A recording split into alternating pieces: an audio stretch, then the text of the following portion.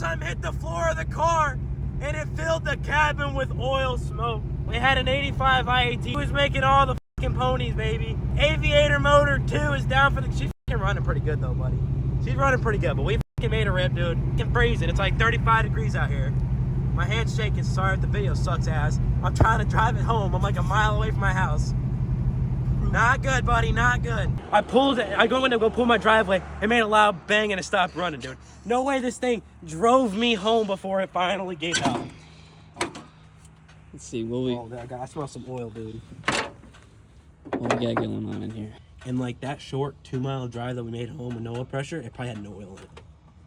And now it just fucking locked up. You think it locked up? Yeah, I had my clutch in. And it went... Like as soon as I put the clutch in, it locked up. Oh, God. You got some leakage up front, but that seems like it was already there. Normal. I'm gonna try to start it up. Let's try to start it up, right? All right, let's see. Let's see.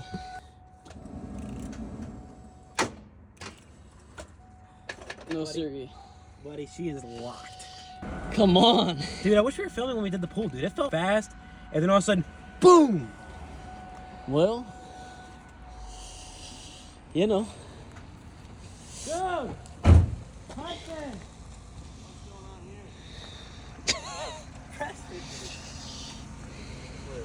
Center a little too fucking hard, bud. The Cobra has breathed its final breath. GG's, 𝘬𝘦𝘭𝘰𝘯𝘬 2.0. This boost weather didn't last long. Yeah, dude. That's just what's left. Sent a rod to the moon.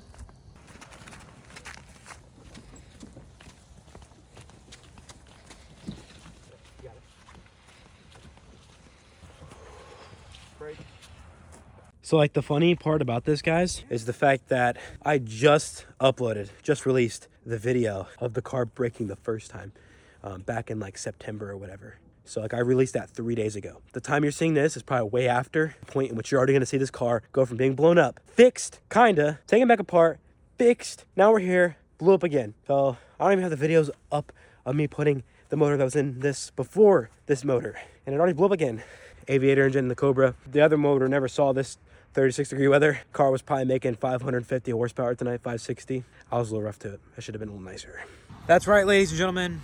Uncle Rodney came to the family function, caused a big ruckus. He's got a bottle of Jim Beam at his nephew's birthday party. In all seriousness, guys, car's blown up, has a hole in the side of the block. Oh my God, bro. Oh, hell no, man. What the fuck, man? All right, guys, welcome back. It's been some time since the previous clip. Just been working hard and working towards saving money up to build the new engine for the old fucking red vert Terminator right here. But let me show you what we've been working on in the meantime. Been working on this thing a little bit. While we're waiting for the engine, I decided, hey, I want to come out here and I want to do some stuff to it. So went ahead and pushed it under some cover, dropped the top yesterday, and made a big mess of things. So that's what it's looking like in here right now. Not very good. However, what I'm doing here is all this is the wiring for my 𝘈𝘭𝘪 chilling over there in the corner. And I don't like the way that I did the wiring. Now, you already remember the videos of me making all this stuff. You probably were watching it like, damn, what is this man doing? And in retrospect, I see it. I've been working in the industry now of building performance race cars and stuff, man. And being around the smart individuals that I've been around and learning as much as I've learned, getting under here and seeing this bothered me too much not to fix it. So I'm gonna use some expand-a-loom, wire loom stuff, some heat shrink, and I'm just gonna really clean it all up, make it all nice, you know, make the links all proper, make that wiring harness nice. Now, obviously, I do install 𝘈𝘭𝘪s for myself, and I help Andrew. And for both ventures, what I do when I'm doing the MS3 installs is I will run a wiring harness from this side of the dash all the way over there, loomed up real nice. And it works, and it's going to last a very long time, and it looks very nice. I have much higher standards when it comes to wiring, so why sit here and preach about these wiring standards if I'm not going to have my own car? So I had the carpet out. We do have a leaking roof in this car, so that floor pan over there would get water standing in it a lot. So I wanted to take the carpet out, shampoo the carpet real nice, make sure the floor was clean in here, maybe go to the store, get some Dynamat. But yeah, we'll just see what happens, and for now, this is what the Cobra's working on. I didn't feel like filming too much of that because I didn't think it was that interesting, but now that's a part I wish I did.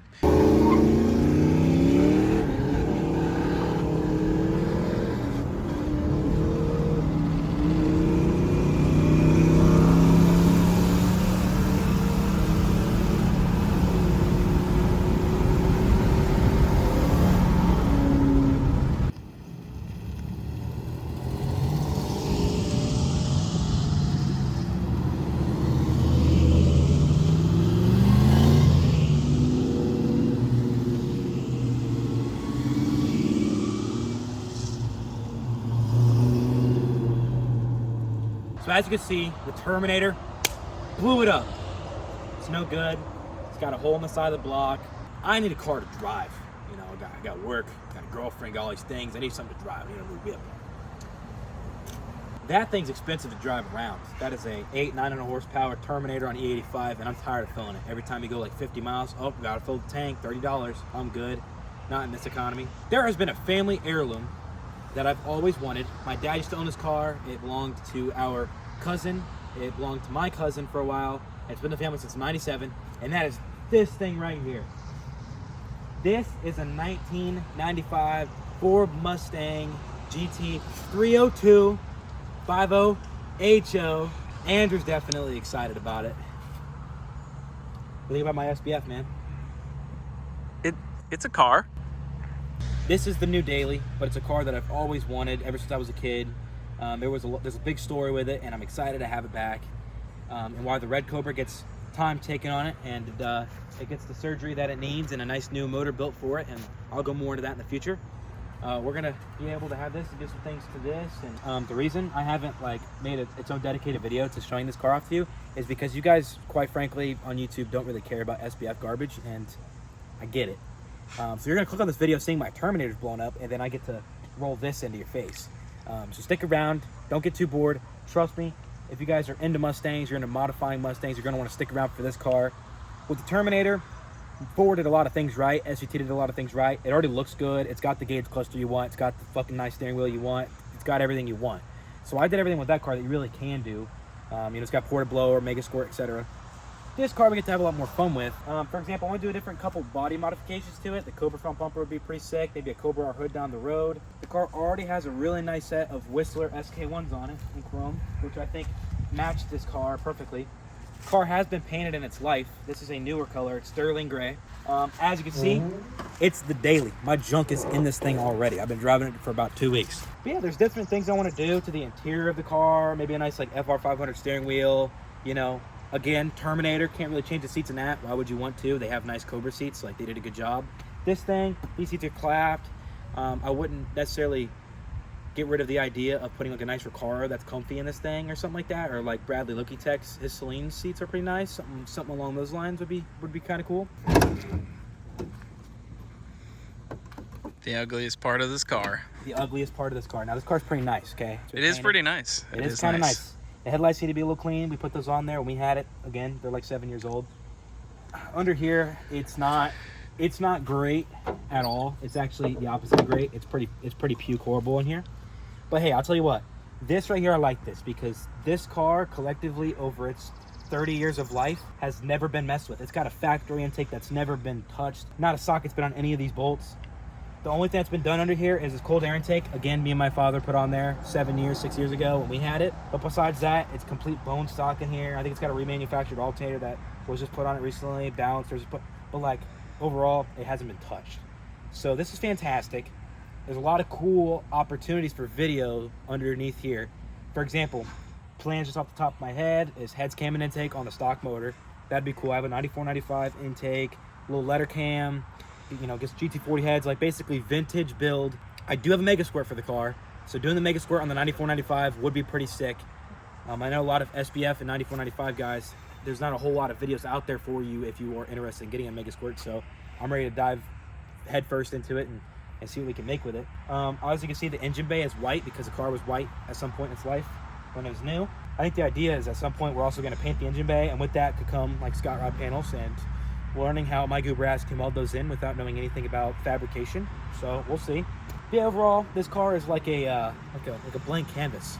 And a daily. And a daily. That drives. The Cobra will be running before we do any mechanical work to this thing. Let me get that out first. That thing will be on the road before I tear into this thing at all mechanically. But other aspects of the car, interior, exterior, visuals, we can fix. And once the Terminator's running, I really want to dive into this thing, get it chopping, get it making some power. I want to hit that like 300 mark with this thing. I do plan to get it on Andrew's dyno for a baseline to see what it's making stock, and then we can build off of that. I want to see what it's going to make once we just throw heads, cam, and intake on it with the factory tune. Who knows what it's going to do, and then we can add the MS3 on top of that. Then to see really what aftermarket and newer technology, tuning and calibration technology can do for you. So yeah, guys, I'm excited.